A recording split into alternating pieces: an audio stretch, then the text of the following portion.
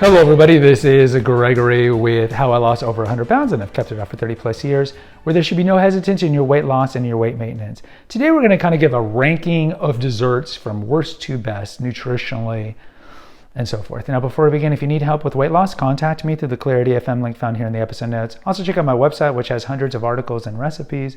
If you like podcasts, I have The Awakened Man, which is very health related. I've had that since 2017. I also have The Cinema Rag, which is a movie podcast if you like movies, both of which you can find on Apple and Spotify. Rate and review, please. And lastly, if you appreciate my content, there's a link for PayPal. Now, desserts. In an ideal world, like our Paleolithic ancestors, we wouldn't be eating a lot of these things, but makers of these foods and restaurants who are purveyors of these foods, of course, want us to eat a lot of these things because there's a lot of money to be made from them. And we also know that sugar tastes good and it's highly addictive. And back in our Paleolithic time, sweet stuff was pretty rare, depending on what region of the world you lived in. Certainly we would have fruit that would come into season and they would take advantage of that fruit, eat that fruit. But for much of the season, fruits were not going to be ever present or pervasive. They also had, depending on where they lived again, you would have something like honey, which of course was very sweet to the taste.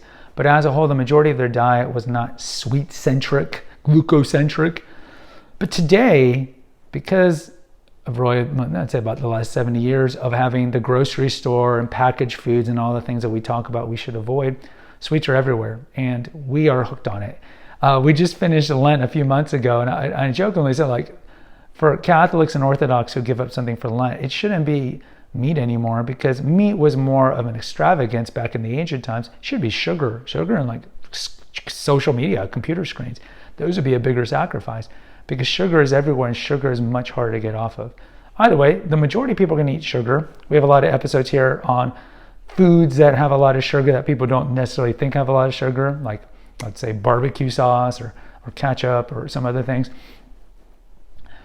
But we are going to eat desserts here and there. So I'm going to do a little ranking of worst to best. And what is this based on? It's mostly based on not necessarily the amount of sugar, but it's the amount of sugar coupled with the nutritional benefit that comes from it. So if you look at the majority of desserts, they're flour based.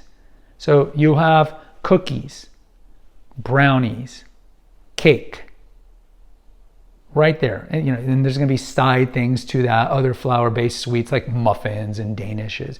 But if you look at those three main things, they're flour-based. And flour has pretty much no nutrition. That is stripped away the best part of the wheat crop, the bran. So it's just grilled down or milled down, and it doesn't really have a lot of nutritional benefit. Then if you look what else is in it, then it's mostly sugar. They put in some salt, maybe an egg or two. But flour-based desserts are arguably the worst desserts because there's no nutrition. I mean, they're arguably a little better than sodas, which have absolutely no nutrition, because you can get some benefit from, let's say, another milled down thing like bread. That comes from wheat, and bread, even white bread, has some nutrition, but not much. So if you're looking the bottom of the level, I would tell you, aside from like the obvious ones like Slurpees and stuff like that, would be the baked goods that have flours. These are the worst things to eat because there's no nutrition. Then I would say higher up than that, and we're not going to count cake. We're not going to count, candies, because candies are just garbage. And most people, I wouldn't say eat M&Ms for dessert. We're talking about like legit desserts. Then a higher up would be probably the pies, the fruit pies, because you are, getting the flour based of the crust and so forth, but at least you are getting the nutritional benefit of the fruit. And some fruit pies are going to be more nutritious than others, like blueberry pies, which I find to be strange how they're not more popular than they should be, because everybody loves blueberries. Nobody really eats a lot of peach. But for some reason, apple pie, cherry pie, peach pies, these are kind of the most well-known of the fruit pies. But either way, we've talked about the benefits of cherries here. And there are some nutritional benefits to apples and peaches. But the fruit pies are going to be higher level up than the flour-based items, simply because you are eating some fruit. Even with pecan pies, which are very little of the nuts and a lot of the filling, you're still getting some benefits of it. A corollary to the pies would be cream pies. Cream pies as a whole are largely junk. They're large. As much as I like And I like cold-based desserts. I've talked about this before, like tiramisu and banana cream pie, coconut cream pie, chocolate cream pie. I mean, that's like with mousses, not a lot of benefits. There's some dairy in there, but not a lot of benefits. So the second tier up would be the fruit pies. Then you also have like ice cream. Look, if you make your homemade ice cream and you can control the ingredients, ice cream can be pretty nutrient dense. And the one thing that ice cream has that the other ones don't have is flour. And we know that a lot of people have gluten sensitivity, which can lead to bloating and some other GI problems, microbiome problems. So if you can make your own ice cream, and whether it be dairy-based or coconut milk-based, depending if you have lactose issues, that it's not that bad because you can control the ingredients. And again, you are getting the nutritional benefit of dairy. And dairy does have inflammatory effects, maybe carcinogenic effects even.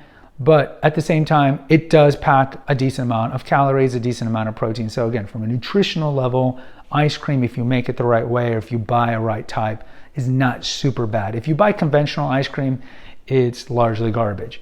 Then I would tell you at the top of the dessert world would probably be the clear fruit-based ones. Now, obviously, eating blueberries with natural whipped cream like you made, or just eating blueberries by themselves, or eating blackberries, or even strawberries, which are a little more sugar dense. These would be kind of the ideal because you're just eating fruit, nature's candy. But if you have to eat it with real whipped cream, but don't buy the fake cream. The fake whipped cream is not even like, look at the ingredients of Cool Whip. It's just a legitimate Frankenfood. It is fake to the core. So if you can't eat fruit by itself, then whip up some natural whipped cream because again, you can control the ingredients and that's fine. I would tell you the standard is not something like raisins. Stay away from raisins.